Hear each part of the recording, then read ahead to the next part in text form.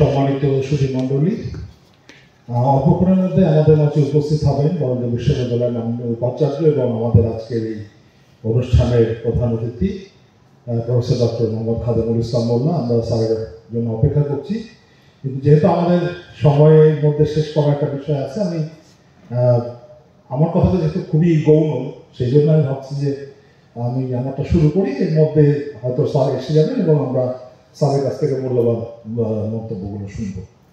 তো স্যার সহ আজকে এখানে যারা উপস্থিত আছেন, অনেক বিভাগের প্রধান, সম্মানিত শিক্ষক মণ্ডলী, আমার প্রিয় ছাত্রছাত্রী বন্ধুরা, বিভিন্ন বিভাগের শিক্ষক এবং যাদের জন্য আজকের এই আয়োজন, আমাদের যারা সে সমস্ত সফল শিক্ষার্থী যারা আজকে এই সার্টিফিকেট গ্রহণ করবেন, তাদের সবাইকে আমি সাদর আমন্ত্রণ জানাই, অভিনন্দন জানাই। এবং আমি অত্যন্ত আনন্দিত যে আজকে অনেক শিক্ষার্থী তারা তাদের অভিভাবকদের সাথে করে নিয়ে এসছেন। আমি এটাতে অত্যন্ত আনন্দিত হয়েছি এবং তাদেরকে আমরা বরেন্দ্র বিশ্ববিদ্যালয়ের ক্যাম্পাসে স্বাগতম জানাই। এটা যে কোনো ধরনের সার্টিফিকেট, এটা আসলে এক ধরনের স্বীকৃতি, সেটা যত ছোটই হোক না কেন। মাননীয় উপাচার্য স্যার আমাদের মাঝে এসে উপস্থিত হলেন, আমি অত্যন্ত আনন্দিত। আমি খুব দ্রুতই শেষ করবো, কারণ স্যার খুব ব্যস্ততার মাঝে আছে। তা আমি এই জন্য একটু স্যার শুরু করেছি যে জাস্ট অন্তত আমি বেশি কথাগুলো বলতে বলতে আপনি চলে আসবেন, আমরা তাহলে তাড়াতাড়ি এগোতে পারবো। তো যেটা হলো যে একটা সার্টিফিকেট পাওয়াটা, এটা তো অবশ্যই যারা শিক্ষার্থী তাদের জন্য একটা সাফল্যের বিষয়, কিন্তু আমরাও তাদের সাথে তাদের মানে সাফল্যের সাথে অংশীদার হতে পেরে আমরা নিজেদেরকে গৌরবান্বিত মনে করছি এবং ধন্য মনে করছি। আমরা বিশ্ববিদ্যালয়ে এখন আসি, বিশ্ববিদ্যালয়ে আমরা যে জ্ঞানটা গ্রহণ করি, এটাই কিন্তু আমাদের কেরিয়ারকে ডেভেলপ করার জন্যই আমরা আসলে আসি। সুতরাং অনেক ক্ষেত্রে মনে হতে পারে যে আমি তো বিশ্ববিদ্যালয়ে এলাম তো জ্ঞান চর্চার জন্য বা জ্ঞান আহরণের জন্য, এবং এখান থেকে আমি যে জ্ঞানটা পাচ্ছি এটাই আমার কেরিয়ারের জন্য যথেষ্ট। এবং একসময় এরকমই আমরা ভাবতাম যে আমরা যেটুকু লেখাপড়া শিখছি সেটাই আমাদের জন্য যথেষ্ট। কিন্তু বর্তমান জগতে, এই যে একটা গ্লোবাল জগতে আমরা বাস করছি, এখানে আমরা তো জ্ঞান অর্জন করছি ক্লাসরুমের ভেতর থেকে, পুঁথিগত বিদ্যা থেকে, কিন্তু এর বাইরেও একটা বড় জগৎ আছে যেখান থেকে আমরা জ্ঞান আহরণ করতে পারি। এবং কেরিয়ার সেন্টার মূলত গঠিতই হয়েছে আসলে এই জ্ঞানগুলোর সাথে আমাদের ছেলেমেয়েদের পরিচয় করিয়ে দেওয়ার জন্য। তো আমি এখানে বিশেষভাবে কৃতজ্ঞ আমাদের মাননীয় উপাচার্য মহোদয়ের কাছে। উনি দায়িত্ব নেওয়ার পরেই আমরা প্রথম যখন কেরিয়ার সেন্টারের পক্ষ থেকে তার সাথে দেখা করতে যাই, তিনি নিজেই কিন্তু আমাদেরকে অনেকগুলো সুনির্দিষ্ট পরামর্শ দিয়েছিলেন। তার মধ্যে আমরা যে সবগুলো এখন পর্যন্ত বাস্তবায়ন করতে পেরেছি সেটা বলাই যাবে না, তবে আমরা চেষ্টা করছি এবং আমরা আশা করি যে খুব অচিরেই স্যার আমাদেরকে যে একটা তালিকা তৈরি করে দিয়েছিলেন, আমরা সেই তালিকা অনুযায়ী আমরা আমাদের একটা রোড ম্যাপ আমরা অলরেডি তৈরি করেছি এবং আমরা আশা করছি আমরা সেটা অর্জন করতে পারব। দীর্ঘ বিরতির পর আমরা সামার সেমিস্টার শুরু করেছিলাম, যেটা আমাদের স্প্রিং সেমিস্টার আমাদের গত বছর জানুয়ারির শেষ দিন থেকে আমরা কোর্স শুরু করি। এই বছরের জানুয়ারি, কারণ গত বছর আমরা শুরু করি এই বছরের জানুয়ারি থেকে। তো সেই সমাপ্তি ঘটেছে আমাদের গত সেমিস্টারের শেষে। তো সেইখানে আমরা 6টি কোর্স আসলে অফার করেছি, তার মধ্যে 5টি কোর্স সম্পূর্ণ হচ্ছে, একটি কোর্স এখনো একটু বিলম্বে শুরু হওয়ার কারণে সেটা এখনো সমাপ্ত হয়নি।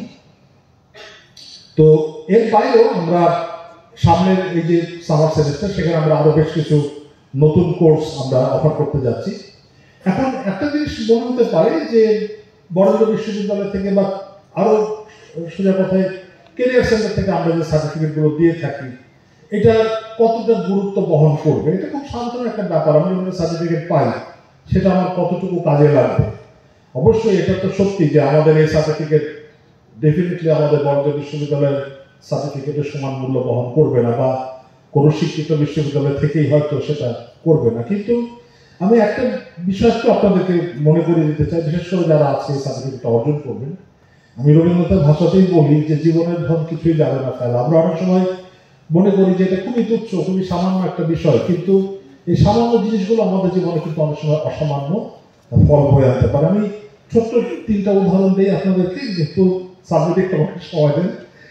প্রথম উদাহরণটা আমি দিচ্ছি, সেটা আমি মোটামুটি বলা যায় যে আমাদের আশেপাশেরই একটা ঘটনা, যে আমাদের একজন ছাত্র, খুবই ব্রিলিয়ান্ট স্টুডেন্ট, খুবই ভালো লেখাপড়ায়, তার আগে পরের বেশ কয়েকটা ব্যাচের মধ্যে তিনি সবাই জানে যে ছেলেটা খুব ভালো, টপার তো বটেই।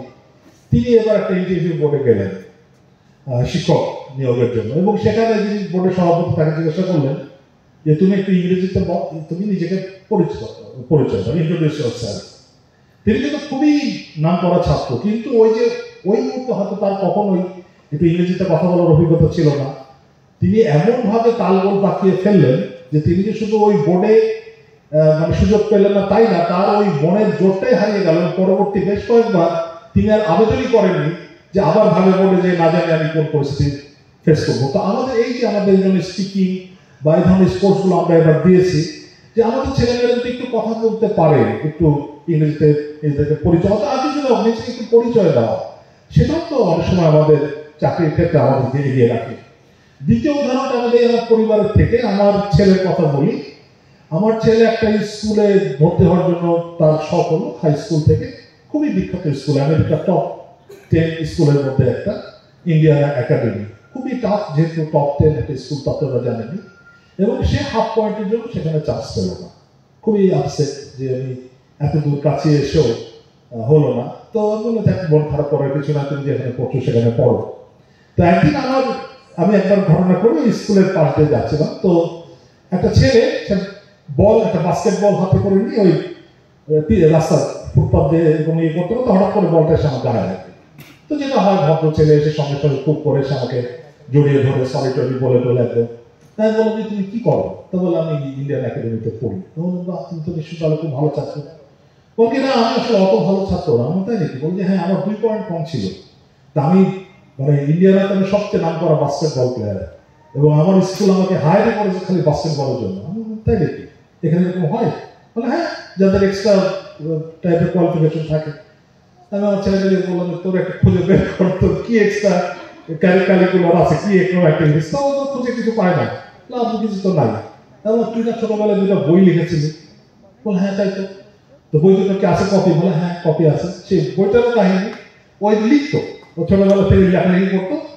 তো নানা আপনারা অনেকে চিনবেন, আমাদের অ্যাডভাইজার সাহেব ছিলেন প্রফেসর সাজিদ রহমান খান। উনি ওই লেখালেখি দেখে খুব উৎসাহ দিয়ে বলে তুই লেখ, আমি তোর বইটা ছাপিয়ে দেবো। পরে স্যারই ওকে সাথে করে নিয়ে অ্যাডন পাবলিশার্স ঢাকায় নিয়ে যে ওই বই সাইন করে দেন, এবং ওখান থেকে 2টো বই পাবলিশ হয়। এবং সে কিছু টাকাও পেয়েছিল বই লিখে। আমার সে টাকা সবাইকে দেখে পারবে, এই যে দেখো তোমাদের থেকে আমার টাকা বেশি। তো যাই হোক, সেই যে 2টো বই সে লিখলো, আমি পরের দিন ওকে নিয়ে প্রিন্সিপালের সাথে দেখা করতে গেলাম যে আমার ওই ছেলে 2টো বই লিখেছে, ঢাকা থেকে পাবলিশ, সুতরাং আমেরিকাতে এটা পাত্তা দেওয়ার কোনোই কারণ নাই। তো উনি বই 2টো পড়লেন। একটা ছিল সিক্রেটস অফ পাইরেট আইল্যান্ড, একটা ছিল ভিনেস বিনিথ দ্য মাইন্স। তো পড়ে বললো যে তো ওয়ান্ডারফুল। কোন বয়সে লেখা? বললো যে একটা মালয়েশিয়াতে থাকার সময়, তখন গ্রেড 5-এ ছিল তখন লেখা, একটা গ্রেড 7-এ ইউএসএতে আসার পরে লেখা। তো বললো যে ওকে সঙ্গে সঙ্গে ফর্ম দিয়ে দিল, দিয়ে বলো তুমি ইয়ে করো, ভর্তি হয়ে যাও। তো এই যে খুব তুচ্ছ, আমরা তো মনে করি যে আমেরিকার মতো জায়গায় ঢাকা থেকে বাচ্চাদের লেখা 2টো বই, এর কোনো গুরুত্ব থাকে? কিন্তু কোনো কোনো সময় এই ছোট ছোট জিনিসও আমাদের কি থাকে, গুরুত্ব থাকে। আর তৃতীয় কথাটা বলি, আমরা যে ইউনিভার্সিটি ছিলাম সেখানে খুব বিখ্যাত একজন ব্যক্তি ছিলেন, মানে ছাত্র ছিলেন, তার নাম হচ্ছে ডেভিড লেটারম্যান। বিশেষ করে যারা জিসিএমএস এর লোক অনেকেই তার নাম হয়তো জানেন। তিনি হচ্ছেন লেট নাইট শোয়ের মানে প্রবর্তক। উনি 82-83 সালে লস এঞ্জেলেস থেকে তিনি শুরু করেন। এই আমরা এখন যে টক শো বলি, এই যে টক শো একটা পপুলার এখন, এই টক শোটা তিনি চালু করেন প্রথম, এবং 33 বছর টানা এনবিসি এবং সিবিএস এই 2টো টেলিভিশন নেটওয়ার্কে তিনি প্রত্যেক ওই উইকেন্ডের রাত্রে তিনি টক শো করতেন, late night with David Letterman এই নামে, 33 বছর টানা। তো তিনি বল স্টেট ইউনিভার্সিটি, আমি যে বিশ্ববিদ্যালয়ে অধ্যাপনা করতাম, সেখানকার ছাত্র ছিলেন, এবং তিনি সি গ্রেডের উপরে কখনো পাননি। সি গ্রেড নিয়ে তিনি ইউনিভার্সিটি থেকে বেরিয়ে গিয়েছিলেন, এবং বেরিয়ে যাওয়ার পর তিনি ফিরে আসলেন যখন এই সাকসেসফুল হওয়ার পর তিনি রিটায়ার করলেন। তিনি এসে বল স্টেটে একটা বিল্ডিং প্রতিষ্ঠা করেন, যেটা এখন বলা হয় ডেভিড লেটারম্যান মিডিয়া বিল্ডিং।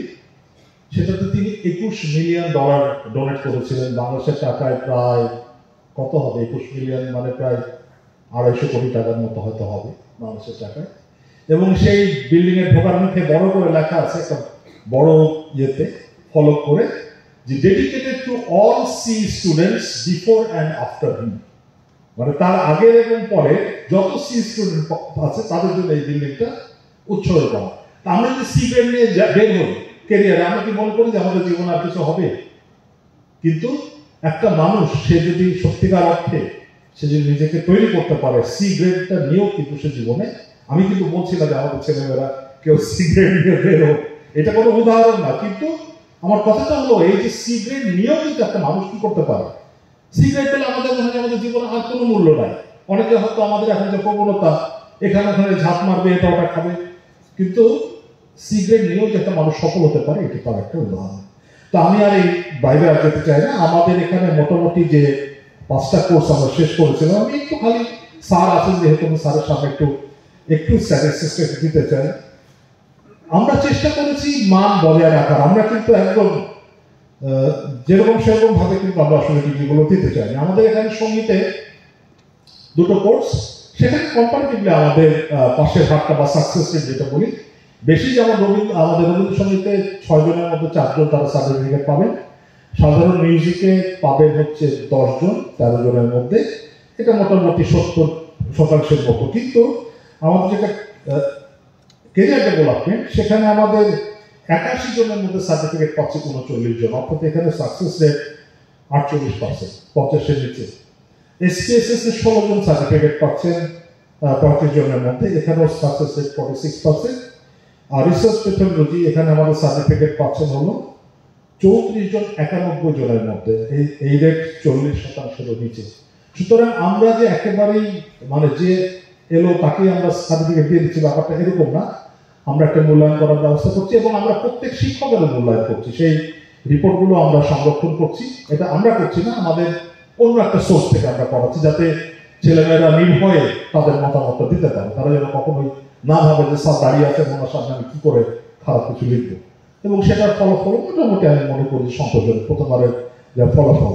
আমরা চেষ্টা করছি, এবং যেহেতু আমরা কেবল শুরু করলাম, অবশ্যই আমাদের সামনে আরো হয়তো ইমপ্রুভ করার সুযোগ থাকবে। আমরা আপনাদের সবার পরামর্শ চাই, মতামত চাই, আপনারা আমাদেরকে সাহায্য করবেন। তো আমরা এই সামারে আমরা 7টা নতুন 11টা কোর্স আমরা আবার অফার করছি। তার মধ্যে 3টা কোর্স পুরাতন কোর্স, এসকেসিস, ক্যারিয়ার ডেভেলপমেন্ট এবং রিসার্চেশন অ্যান্ড প্রেজেন্টেশন। এই 3টা হচ্ছে আমাদের গতবারে আমরা এই কোর্স ছিল, আমরা আবারও রিপিট করছি এটা। আর অনেকগুলো নতুন কোর্স আছে, তার মধ্যে কম্পিউটারের 2টো কোর্স আছে, তারপরে আমাদের গ্রাফিক ডিজাইন আছে, ভিডিও এডিটিং, তারপরে প্রেজেন্টেশন, তারপরে ইসলামিক লয়ের উপরে শুনলাম বিসিএস তার বেশ পপুলার একটা টপিক, কনস্টিটিউশন, এগুলোর উপরে। তো আমরা এরকম বেশ কয়েকটা কোর্স অফার করছি। তো সেগুলো আমাদের ওয়েবসাইটে দেওয়া থাকবে, আমাদের ফেসবুক পেজে এবং বরেন্দ্র পেজে আপনারা পাবেন। এবং আমরাও আমাদের যারা শিক্ষক আছে, উপদেষ্টা আমাদের এখানে অনেক সম্মানিত শিক্ষক উপদেষ্টা আছে, আজকের অনুষ্ঠানে উপস্থিত আছেন খায়রুল স্যার সহ। তো আমরা স্যারদেরকে অনুরোধ করবো যে আপনারাও একটু পিরিয়ডিক্যালি ছেলে মেয়েদেরকে এটা সার্কুলেট করবেন। আমরা চাই যে আমরা এখানে তো জোর করার কিছু না, এটা অপশনাল, যে তারা যদি মনে করে যে এই সমস্ত কোর্সগুলো করলে এটা তাদের উপকারে লাগবে, তাদের ভবিষ্যতে কাজে লাগবে, তারা হয়তো এখান থেকে করতে পারবে। তো আমি আর কথা বাড়াবো না, পরিশেষে আবারও যারা আজকে সার্টিফিকেট পাচ্ছেন তাদের সবাইকে আমি আন্তরিক ধন্যবাদ জানাচ্ছি।